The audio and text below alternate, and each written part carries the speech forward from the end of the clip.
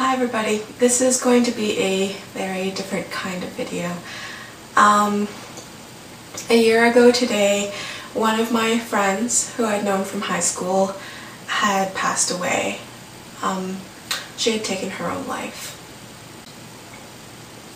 She had depression, but she hid it very well. After high school, I didn't see a whole lot of her. I had moved out of the province to go to university, and she stayed in our little hometown. So we didn't see each other very often, but I could always count on her, being on MSN Messenger in the wee hours of the morning whenever I was working on any sort of assignments, and we'd get together in the summers. She was there for a lot of my milestones. My first, legal drink at the bar, my first real boyfriend. There was, at one point, I was going through a really hard time. I was diagnosed with a pretty rare medical condition, and I just felt so alone, and she was the only person who really understood even a fraction of what I was going through, and she helped me through that. So, even though in her final years of life we weren't really so close as to spend every single day together, she had no idea how much of an impact she had on me.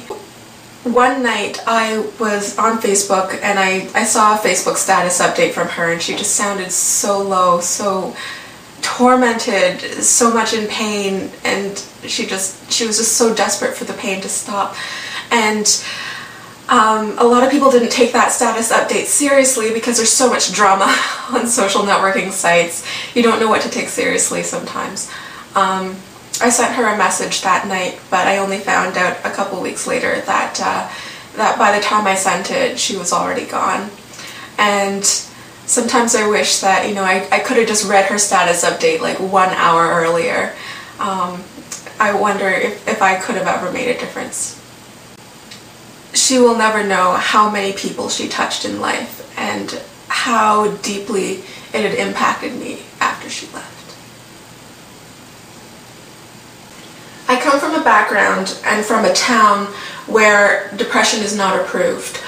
My parents had always told my siblings and me that we have a roof over our heads, we have food on the table, we have clothing on our backs, we have access to an education, we're healthy and we're able-bodied, and we live in a country where we can go outside and take a walk for 10 minutes by ourselves, and we don't have to be afraid of being raped or killed or kidnapped or anything like that.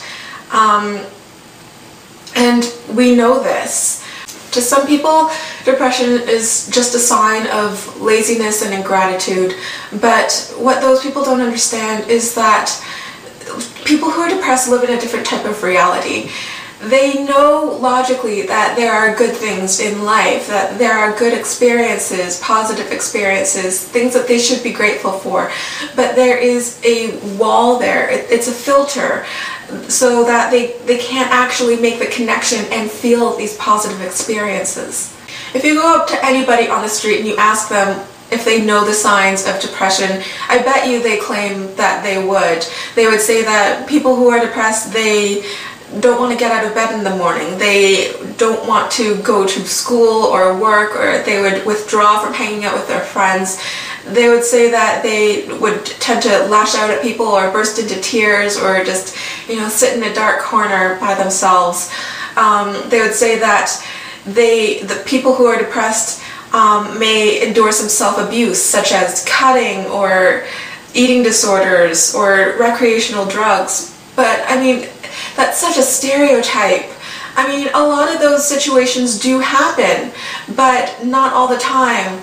There are people who can hide their depression so easily from even their closest friends. Sometimes they're in denial. They can hide the depression even from themselves. And people who are depressed, they can have good days and bad days. They can even have good hours and bad hours, which makes it so hard to diagnose and to treat. We live in a culture where, either consciously or unconsciously, depression is feared and it's ridiculed. And I'm here to say that there's nothing to fear about knowing a person with depression, there's nothing to fear about having depression yourself.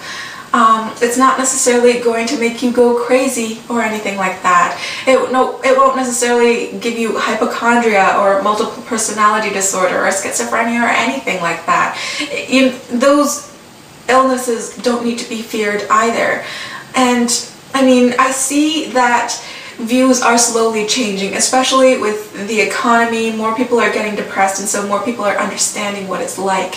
And so I do see a movement, but there needs to be more.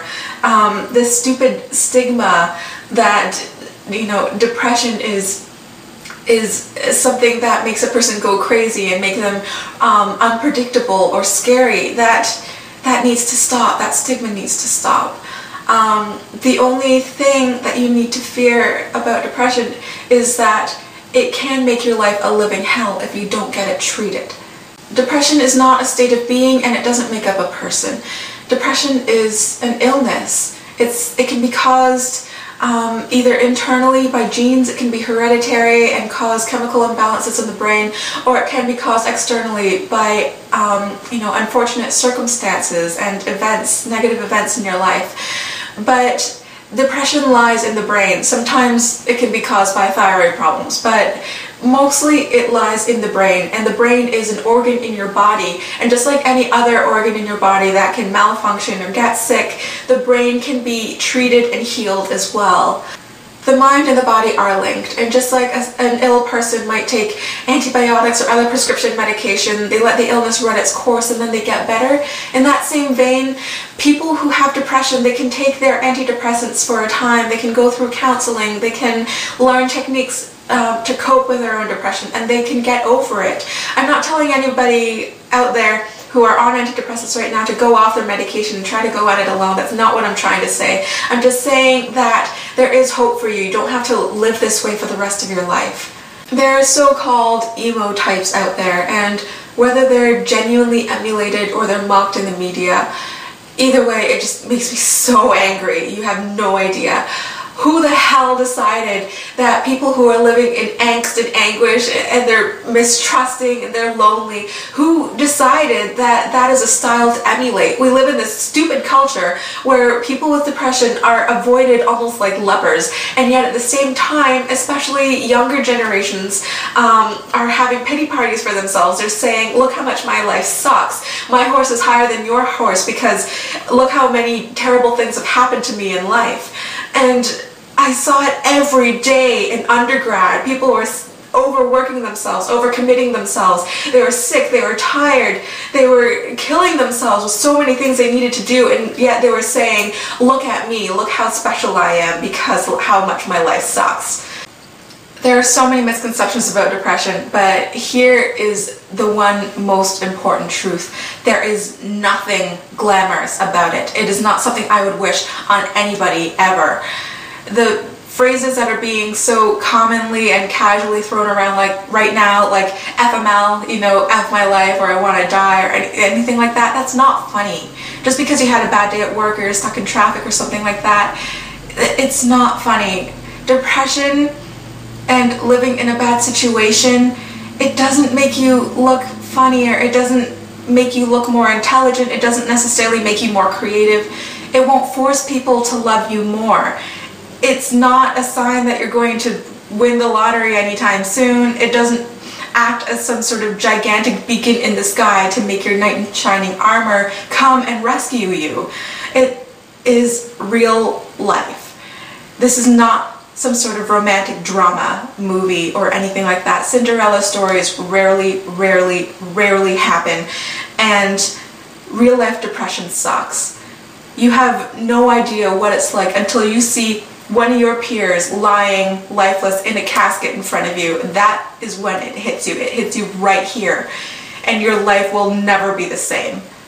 And to anybody who thinks that my life is perfect, or I'm overprivileged and I don't know what I'm talking about, that I don't understand what it's like to be depressed, I guarantee you I have been through hell. As a child going through grade school, I was constantly teased and bullied and beaten. I've had boyfriends who've stalked me before, who've hit me. I've been physically and sexually abused. Recently, my fiance left me for a life of drugs and debauchery. I've been burnt out and sick and tired before. I've been jobless and I've had to live on $5 a week for food. I have been through so much grief and bereavement because 9 of my family members all passed away within less than 2 years. I know personally what it's like to be depressed, and I'm not ashamed to say it. I know what it's like to be so tired, just so tired that you don't even know how you can take another breath. And I know what it's like to, in spite of everything, just crawl your way back up that well. To the people who have friends or loved ones who are melancholy or depressed, don't be fair weather. Don't ignore them, and for God's sake, don't ridicule them. You don't have to fix their lives for them, and you shouldn't take it upon yourself to fix their lives for them. That's for them to do, but you can be there for them. Just be there for them, but don't dismiss them. To the people out there who are currently battling depression, who are watching this video right now, do not wait to hit rock bottom before you reach out for help. With depression, it's just a downward spiral. There is no such thing as rock bottom. Rock bottom is when you're dead. And you don't want that, no matter what you think or say, you don't want that. Whatever it is you're battling, whatever obstacles are in your way, there is hope for you. You can get over it. You can get past it or through it or around it or under it. It's really important to me that you know that you are strong enough to carry on and you can do this.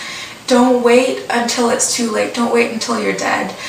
And you might feel dead right now, but I can guarantee you that you're not. As long as there is breath in your lungs and blood in your veins and a sentient thought in your head, there is still hope for you.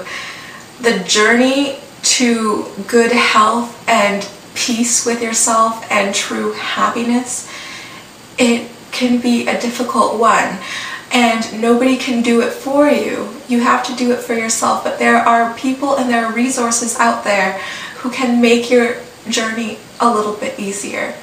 There are people out there who can direct you to practical resources so that you can actually change the direction of your life and you can change the circumstances in your life so that you can get rid of whatever it is happening that is causing the depression. These are people who can help you find a new job if you find the one that you're in is degrading or dead end. These are people who can help you get out of debt, who can help you raise your kids in a better environment, who can help you leave your abusive partner or your abusive friends or whatever. There are also people out there who can give you techniques to practice so that you don't automatically jump to the worst possible conclusion in your head. This is not brainwashing. These are ways that you can work at and change the way that you perceive and react to situations so that you don't automatically start into those downward thought processes. It's called cognitive behavioral therapy, and I tell you, with enough practice, it does become like second nature, and you don't have to automatically assume that the world is against you. There are also people out there, just counselors, who can listen to you whine and moan, and you might think, oh, what good is that? Well, it can give you a cathartic experience. When you're holding on to all that negative energy, it's toxic to your body. It makes you sick inside unless you can have somebody, some sort of confidant that you can let it out to. And I guarantee you, once you start doing that, you will be surprised at what happens to you. You might laugh, you might cry, you might find the situation ridiculous, you might be able to sort out your own problems. But there are people there who can just listen to you whine and moan and it is a healing experience. So there is hope for you, and nobody can do the work for you. It has to start with you and it ends with you, because you have to live with yourself. You're stuck with yourself for the rest of your life, so you may as well just start loving yourself. I know some of you are listening to this and you're saying to yourself, this is all old news to me.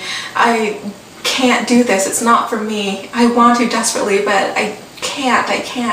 And I know what it's like to be there. I know what it's like to be so low and so exhausted, so tired of living and everything that is going on. And I'm telling you, life isn't perfect. Nobody's life is perfect. I'm not perfect. You're not perfect. You shouldn't expect perfection from yourself.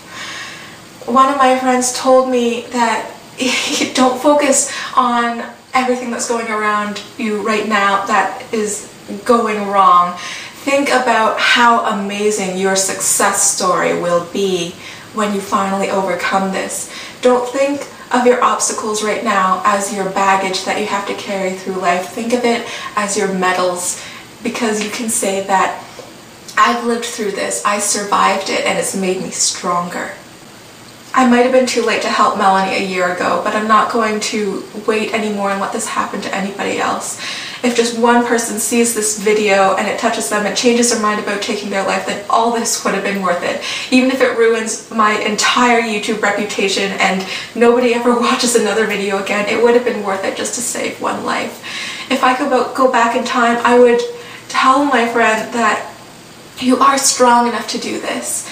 You're worthy enough to have a good life. You're smart enough, you're creative enough, you're funny enough, you're beautiful enough, you're forgiving enough. You're forgiving to anybody but yourself. You have to forgive yourself. You have to be kind to yourself. If you are looking for some sort of validation, just one sign that you deserve a beautiful and a happy life, just take a look in the mirror. That validation is you. You are still alive, you're still breathing, you still have a fighting chance. You are enough, and you have to know that you are loved and you are going to be okay.